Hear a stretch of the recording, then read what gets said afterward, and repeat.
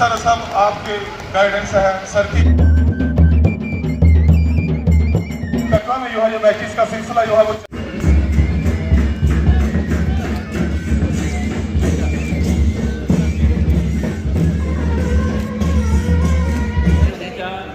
जय माता की, जय माता की।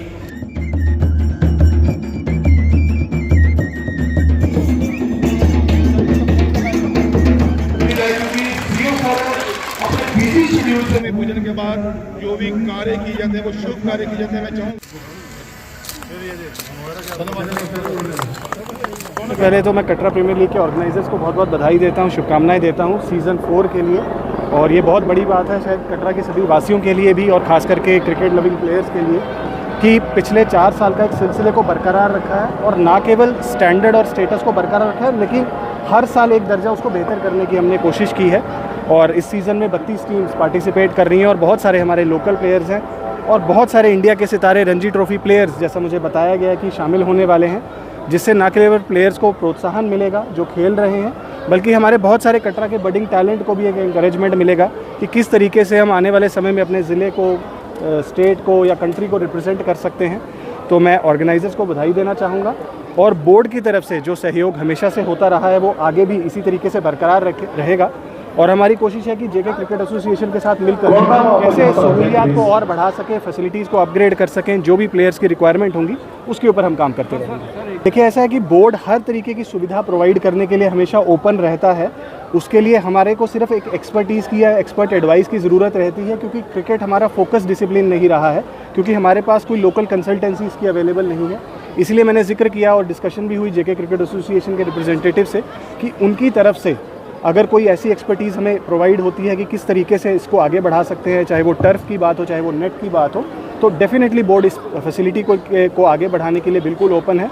और मुझे पूरी उम्मीद है कि बोर्ड की जो स्पोर्ट्स काउंसिल है उसकी तरफ से बहुत जल्द हमें इसके लिए मंजूरी मिलेगी। कटरा प्रीमियर लीग सीज़न जो 4 है इसकी जो शुरुआत है जो आज शुरू हुआ है, मैं आपको बता दूँ ये जो शुरू हुआ था कटरा प्रीमियर लीग 2021 में हुआ था। इसके फाउंडर मेंबर हमारे सुनील डोगर जी थे जो आज हमारे बीच में नहीं है। उसके बाद जो 2 सीज़न है आपका प्यार रहा, आपकी कवरेज रही है और सक्सेस हुआ है। तो उसके बाद जो हमारा सीज़न 4 जो है वो लगातार चल रहा है। और मैं आपको बता दूं कि जो विनिंग टीम है उसका 6 लाख रुपये विनर और 3 लाख रनर अप और नॉकआउट सिस्टम है। 32 टीमें इसमें भाग लेंगी। और मैं धन्यवाद करना चाहूँगा श्री माता वैष्णो देवी श्राइन बोर्ड का, जनता कटरा का और जितने भी हमारे स्पॉन्सर्स हैं, क्योंकि अगर स्पॉन्सर ना हो तो इतनी बड़ी लीग जो है वो कामयाब नहीं होती। और उसके साथ साथ मैं उनका भी धन्यवाद करना चाहता हूँ जो दर्शक जहाँ पर पहुँचते हैं, खासकर विशेष तौर पर बच्चे जहाँ पर पहुँचते हैं। और आज कटरा प्रीमियर लीग में जो अतिथि है तो आपने देख लिया जिस तरह से अरुण पांडे यहाँ पर थे, CEO Shri Mata Vaishno Devi shrine board यहाँ पर थे और डीसी साहब यहाँ पर थे।